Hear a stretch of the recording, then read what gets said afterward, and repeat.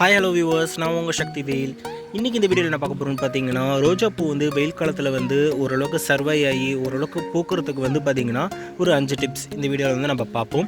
So இந்த video உங்களுக்கு பயனுள்ளதாக இருக்கும்னு நினைக்கிறேன். அப்படி பயனுள்ளதாக இருந்துச்சுன்னா லைக் பண்ணி விடுங்க, உங்கள் ஃப்ரெண்ட்ஸ் நண்பர்கள் எல்லாருக்கூடையும் ஷேர் பண்ணி விடுங்க.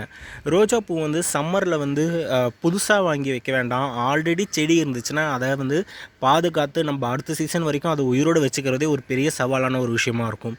அது வந்து பார்த்திங்கன்னா உங்களுக்கு வெயிலோட தாக்கம் அதிகமாக ரோஜா செடி எல்லாமே வாடும், கருகும், செடியெல்லாம் வந்து பார்த்திங்கன்னா உங்களுக்கு காஞ்சி போய் இலைகள் எல்லாமே வந்து கீழே கொட்டி போய் நிறையா ப்ராப்ளம் வரும்.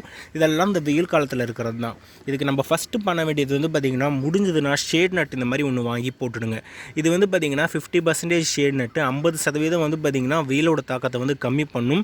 இதிலே வந்து பார்த்திங்கன்னா 30% ஒன்று இருக்குது, அதேமாதிரி வந்து பார்த்திங்கன்னா 75% ஒன்று இருக்குது. ஸோ நீங்கள் 50% உங்களுக்கு ஓகேவாக இருக்குமா, இல்லை 30% ஓகேவாக இருக்குமா, இல்லை 75% ஓகேவாக இருக்குமா அப்படின்றத நீங்கள் தான் முடிவு பண்ணணும். உங்கள் ஏரியாவில் வந்து வெப்பம் எந்த அளவுக்கு இருக்குன்ட்டு பார்த்து நீங்கள் அதுக்கேற்ற மாதிரி நீங்கள் வந்து பார்த்துக்கோங்க. சென்னை பொறுத்த வரைக்கும் வந்து பார்த்திங்கன்னா 50லேருந்து நீங்கள் வந்து 75 வரைக்கும் நீங்கள் வந்து பயன்படுத்தலாம். எனக்கு 50 போதுன்றதுனால நான் வந்து இந்த 50% ஷேட் நட் நான் வந்து எடுத்துக்கிட்டேன். ஸோ இந்த மாதிரி ஷேட் நட் ஒன்று ரோஜா செடிக்கு மட்டுமாவது அட்லீஸ்ட் நீங்கள் வந்து இந்த ஷேட் நட் போட்டிங்க அப்படின்னா ரோஜா செடி ஓரளவுக்கு தப்பிக்கும். ஸோ அது மட்டும் தானா அப்படின்னு வந்து பார்த்திங்கன்னா இல்லைங்க. ரோஜா செடி ஓரளவுக்கு பூ கொடுக்கணும் அப்படின்னா பராமரிப்புமே கொஞ்சம் ஜாஸ்தியாக இருக்கும். இப்போ வந்து பார்த்திங்கன்னா நல்லாவே வந்து பூ வந்து வச்சிட்ருக்கு. இங்கே பார்த்திங்கன்னா ஒரு 2 முட்டு இருக்குது, இங்கே ஒரு முட்டு இருக்குது. அதே மாதிரி வந்து பார்த்திங்கன்னா அதோ இங்கே வந்து ஒரு பூ வந்து விட்டுட்டுருக்கு. ஸோ இந்த மாதிரி வந்து பார்த்திங்கன்னா நிறையா வந்து பூக்கள் வந்து செடியில் இருந்துக்கிட்டே இருக்குது. இதுக்கு வந்து பராமரிப்பும் ரொம்ப அவசியம்.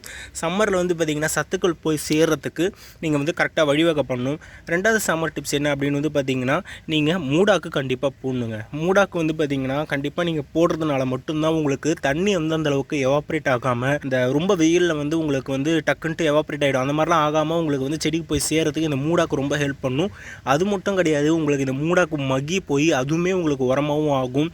நிறைய விஷயத்தில் வந்து பார்த்திங்கன்னா இந்த மூடாக்கு ரொம்பவே நல்லது. ஸோ மூடாக்கு கண்டிப்பாக பயன்படுத்துங்க. மூடாக்கு என்னென்ன பொருளை நம்ம வந்து போடலாம் அப்படின்ட்டு ஆல்ரெடி ஒரு வீடியோ நான் போட்டிருக்கேன். அதுக்கான லிங்க் கீழே டிஸ்கிரிப்ஷனில் கொடுக்குறேன், அதையும் போய் பாருங்கள். தேர்ட் டிப்ஸ், இதில் வந்து பார்த்திங்கன்னா எனக்கு வந்து நுனி கருகுது அப்படின்னு சொல்லுவாங்க. ஸோ ரோஜா செடியில் இந்த நுனி கருகிறது உங்களுக்கு வந்து பார்த்திங்கன்னா இதில் காமனான இருக்கும். இதில் வந்து பார்த்திங்கன்னா இந்த ரோஜா செடியில் வந்து பார்த்திங்கன்னா அந்தளவுக்கு அந்த நுனிக்கருகள் நோய் எதுவும் பெருசாக இல்லை. இலைகள் எல்லாமே ஓரளவுக்கு ஆரோக்கியமாக இருக்குது. ஒரு எக்ஸாம்பிளுக்கு காட்டணும் அப்படின்னா இங்கே இருக்குது பாருங்கள். ஸோ இந்த மாதிரி நுனி கருகி இருக்கும்.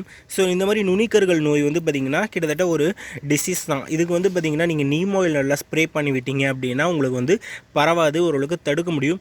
அதேமாதிரி வந்து பார்த்திங்கன்னா செடிகள் இலைகள் மேலே தண்ணி ஊற்றக்கூடாது. சம்மரில் இலைகள் மேலே தண்ணி ஊற்றுனீங்க அப்படின்னா உங்களுக்கு வந்து இந்த பரவி போய் பக்கத்தில் இருக்கிற இலைகளுக்கும் பரவிடும். நீங்கள் தண்ணி ஊற்றும் போது எப்பயுமே வந்து பார்த்திங்கன்னா கீழே நீங்கள் ஊற்றுங்க. ஸோ கீழே நீங்கள் ஊற்றும் போது இந்த மாதிரி நோய்கள் எல்லாத்தையுமே நீங்கள் ஓரளவுக்கு கண்ட்ரோல் பண்ண முடியும். ஸோ தண்ணியை வந்து கீழே நீங்கள் வந்து இந்த மாதிரி ஊற்றுங்க, இலைகள் மேலே படாமல் ஊற்றுங்க. சம்மரில் அது ரொம்பவே சிறந்தது. மார்னிங் ஒரு டைம், ஈவினிங் ஒரு டைம் ஊற்றுங்க. மார்னிங் வந்து 8க்கு முன்னாடி ஊற்றுங்க, ஈவினிங் வந்து ஒரு 6க்கு அப்புறம் ஊற்றுங்க. 5-6க்கு அப்புறம் நீங்கள் ஊற்றுங்க, அது கரெக்டான டைமிங்காக இருக்கும். ஃபோர்த்து டிப்ஸ், நீங்கள் வந்து உரங்கள் வந்து பார்த்திங்கன்னா பஞ்சகாவியம், அதுக்கப்புறம் வந்து கடல்பாசி, இதுக்கப்புறம் மீன் அமிலம், இந்த மாதிரி உரங்கள் எல்லாம் வந்து நீங்கள் கொடுத்துட்டு வரலாம். இந்த திரவ உரங்களில் நீங்கள் கொடுக்கும்போது செடி வந்து நல்லா தழைச்சி வரத்துக்கு நல்லா வாய்ப்பு இருக்குது. இந்த திரவ உரங்கள் எல்லாமே 5-6 மணிக்கு மேலே கொடுங்க. நீங்கள் செடிகள் வேர் பக்கத்தில் நீங்கள் ஊற்றி விட்டாலும் சரி, சில நேரத்தில் நீங்கள் தெளிக்கலாம். அதாவது வந்து பார்த்திங்கன்னா 6-7 மணிக்கு மேலே, ஈவினிங் நான் சொல்கிறேன், காலையில் கிடையாது, ஈவினிங் 6-7 மணிக்கு மேலே இலைகள் மேலே லைட்டாக தெளித்து விடலாம். தெளித்து விடுறதும் உங்களுக்கு வந்து பார்த்திங்கன்னா சத்துக்கள் வந்து ஓரளவுக்கு எடுத்துக்கிறதுக்கு கரெக்டாக இருக்கும். ஸோ இந்த மாதிரி நீங்கள் வந்து பஞ்சகாவியம், மீன் அமிலம், அதுக்கப்புறம் வந்து பார்த்திங்கன்னா கடல்பாசி, இதில் ஏதாவது ஒரு உரத்தை நீங்கள் வந்து கொடுத்துட்டே வந்தீங்க அப்படின்னா ரோஜா வந்து நல்லா முட்டுக்கள் நல்லா வைக்கிறதுக்கும் இந்த சீசன்லேயும் ஓரளவுக்கு நல்லா டீசெண்டாக பூ பூக்கிறதுக்கும் உங்களுக்கு வந்து உதவியாக இருக்கும். So 5th tips, final tips என்ன அப்படின்னு வந்து பார்த்திங்கன்னா, பூ பூத்து முடிச்சதுக்கப்புறம் அந்த ஸ்டெம்மை ஓரளவுக்கு கட் பண்ணிவிடுங்க. இது கிட்டத்தட்ட வந்து பார்த்திங்கன்னா ஓரளவுக்கு நீங்கள் கவாத்து பண்ணி விடுற மாதிரி தான். ரொம்ப பெரிய ஸ்டெம்மாக நீங்கள் கட் பண்ணி விடுறது தப்பு இல்லை. ஏன்னா இதுக்கப்புறம் வந்து பார்த்திங்கன்னா பூ வந்து பூக்கிறதுக்கான எனர்ஜி அதை வந்து உங்களுக்கு செலவிடுறதை விட உங்களுக்கு செடி வந்து சேவ் ஆகுறதே வந்து நம்மளுக்கு முக்கியமாக இருக்கும். நல்ல வெரைட்டி செடியாக நீங்கள் வச்சுருக்கீங்க அப்படின்னா அதை ஓரளவுக்கு கவாத்து பண்ணிடுங்க. இப்போதைக்கு இந்த பூ எனக்கு பூத்துருச்சுன்னு வச்சுக்கோங்களேன். இந்த பூ பூத்துருச்சுன்னா அது இங்கே வந்திருக்கு பார்த்திங்களா, இந்த ஸ்டெம்மோடையே நான் வந்து கட் பண்ணிவிடுவேன். ஸோ இந்த அளவுக்கு பெருசாக நம்ம வந்து கட் பண்ணிடணும். அதேமாதிரி இந்த பூ பூத்துருச்சு அப்படின்னா இந்த ஸ்டெம்மோட நான் கட் பண்ணிவிடுவேன். ஸோ இந்த மாதிரி வந்து பார்த்திங்கன்னா உங்களுக்கு செடி ரொம்ப ஹைட்டாக இருக்குது, தெரியுதா இல்லையான்னு தெரில. ஸோ செடி இந்த ரோஜா செடி வந்து பார்த்திங்கன்னா நல்லா ஹைட்டு போயிருக்கு. ஸோ இந்தளவுக்கு ஹைட் போயிருக்கிற செடி வந்து இவ்வளோ ஹைட்டில் வந்து நம்ம வச்சுக்கிறது சரியில்லை. இது எல்லாம் இந்த சைடில் இருக்கிற அந்த 3 பூவும் பூத்து முடிச்சிருச்சுன்னா இங்கேயோட நான் கட் பண்ணிவிடுவேன். ஸோ இந்த மாதிரி நம்ம வந்து பூத்து முடிச்சதுக்கப்புறம் கொஞ்சம் கொஞ்சமாக கவாத்து பண்ணி ஓரளவுக்கு இலைகளை வந்து கம்மி பண்ணி ஓரளவுக்கு இலைகள் இருக்கணும், எல்லாத்தையுமே கட் பண்ணக்கூடாது.